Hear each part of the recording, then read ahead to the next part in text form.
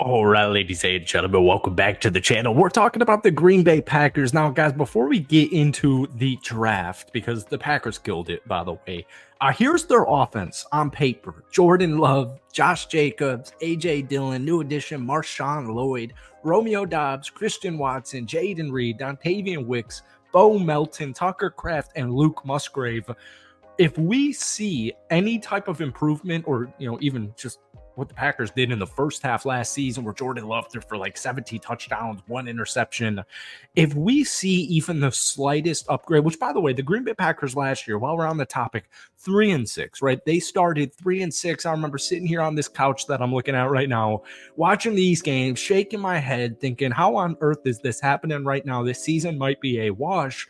And they rattled it off against the Detroit Lions on Thanksgiving Day. They followed it up a week later, primetime football against the defending champions, the team that ended up going to the Super Bowl and winning it once again in the Kansas City Chiefs. And they take down Kansas City. And so you start the season 3-6. But the offense really starts to click, obviously starting with that Detroit Lions game. It actually started a little bit before it, but you get the point here. Guys, that offense on paper, very similar to what it was last season.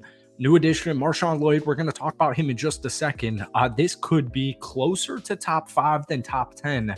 I'm just really excited. So before we get into today's video, if you guys enjoyed, be sure to hit that like button, hit that sub button for daily NFL content. Obviously, I'm a diehard Green Bay Packers fan, so we post a ton of Packers videos on this channel. If we could try to get this one to 500 likes, that would mean the absolute world to me. Whatever, I'll say this. If we can get this video to 1,000 likes, I will buy the highest liked comment draft or the highest liked comment of whichever player it is. All right. So let me know which Packers jersey you guys want. I already have a Jordan Love jersey, by the way. So let's get into it right away. I just read an article on why Jordan Morgan, the Packers' first pick in the first round, was not a reach. And I just thought it was so funny to me.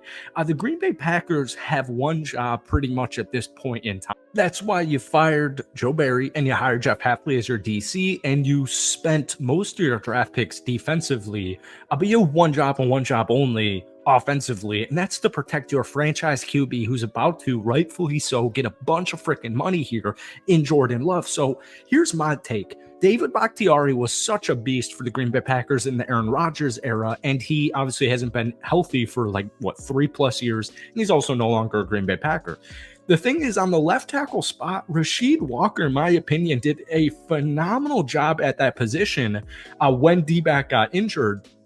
Now, Jordan Morgan is really interesting, and we're going to get into this in just a second, but keep in mind, this is the first offensive lineman that the Green Bay Packers have taken in the first round in 13 freaking years. Now, technically, Morgan was the 7th tackle to come off of the board in the first 25 picks, but he doesn't have too many blemishes. His only real blemish on his resume was a torn ACL late in the 2022 season. So he planned to declare 1 year ago in the 2023 NFL draft, but he got injured late towards ACL. So he returns to play and at Arizona, and he plays in every single game. Now, here's a crazy stat. He did not have a blown block in 306 run blocking plays in 2023, which was the 3rd most run blocking plays without a blown block by any Power 5 lineman.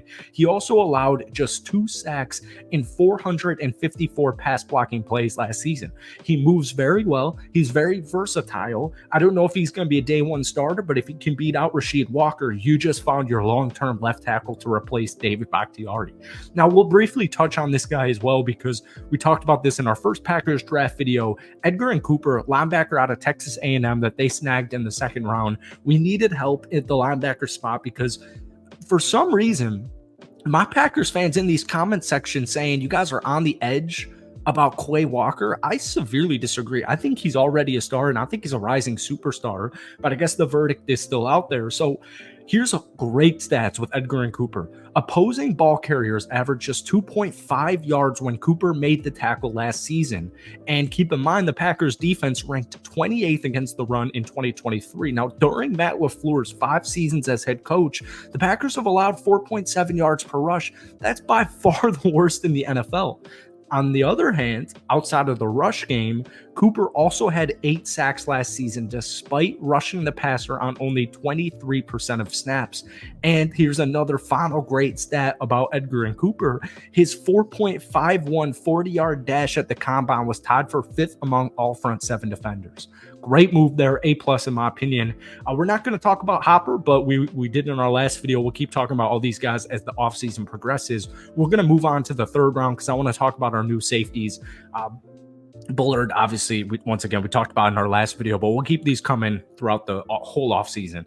So MarShawn, Lloyd, you lost Aaron Jones, but you signed Josh Jacobs. And what a lot of people don't understand, especially non-Packers fans, is the way Josh Jacobs, and you still have A.J. Dillon, the way Josh Jacobs' contract is set up is it's more of a year-to-year deal, and that doesn't mean he's going to be a one-and-done Packer, but it does give the Packers a little bit of insurance just in case, he got injured last season, right? So it's more of a year-to-year. MarShawn Lloyd, picked up in the third round, might actually be the Packers' long-term running back. I'm not completely sold on A.J. Dillon. I think he's more of a complimentary running back, which is exactly what he's slated for. But MarShawn Lloyd, we talked about this in our last video once again. In his lone season at USC, he spent his first 3 years at South Carolina, where he sat out the 2020 season with the torn ACL. He broke or evaded 55 tackles. That was the second most in the Pac-12 last season. Over the past 2 seasons, he broke or evaded 94 tackles. That's 7th amongst all Power 5 running backs. And last season, he averaged 4.4 yards per rush after contact, which was the 4th highest in the FBS. And he also averaged a whopping 7.1 yards per rush last year, which is a crazy stat. I know it's college football and it's a little bit inflated, but still, you get the gist. This is, in my opinion, the long-term franchise running back for the Green Bay Packers whenever his time is officially called. Now, a lot of people are saying that 5th round pick 169, Kitan Oladapo, safety out of Oregon State, is the steal of the draft, or at least the steal of the Packers draft. Now, we overhauled our entire safety room, right? Jonathan Owens is with the Chicago Bears. Darnell Savage, Rudy Ford are gone.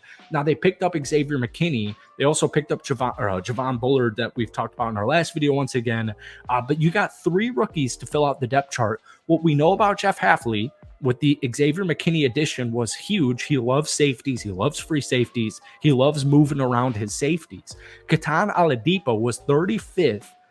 I keep saying Oladipo like Victor Oladipo. Kitan Oladapo, 35th on the big Bleacher Report big board, landed with the Packers as a 5th round compensatory pick at number 169.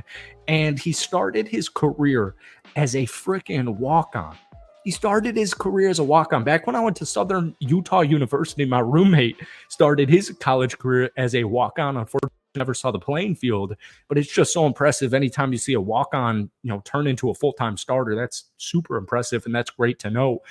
He earned second team all Pac-12 honors in 2023, and he also did not allow a single touchdown pass in 421 coverage snaps. Folks, great numbers. He had 3 tackles for loss, 74 total tackles, 1 sack, 2 interceptions, 8 passes defended, and a forced fumble. Kitan Oladapo is a future safety stud, and probably or possibly right away, depending on how these depth charts actually end up. Real quick, we didn't talk about Evan Williams too much. We're running out of time here. Safety out of Oregon, round 4, pick number 111, 4.5 sacks last season. That's 3rd most amongst all FBS defensive backs. And he also has 17 quarterback pressure since the start of 2022. That is tied for 10th amongst all FBS DBs. I also just want to throw in there that QB we snagged in the 7th round, Michael Pratt. I freaking love the move. All right. So that's it. We kind of ran out of time there. So stay tuned for more Packers videos throughout this upcoming week. But I hope you guys enjoyed it. Hit that like button, hit that sub button if you did, and we will see you soon. But once again, guys, if we can get this video to 1,000 likes, whichever Green Bay Packers player, ideally a rookie, gets the most likes on a comment down below, that's the jersey I'm going to be buying. So thank you guys for watching. Have a great weekend, and we'll see you soon.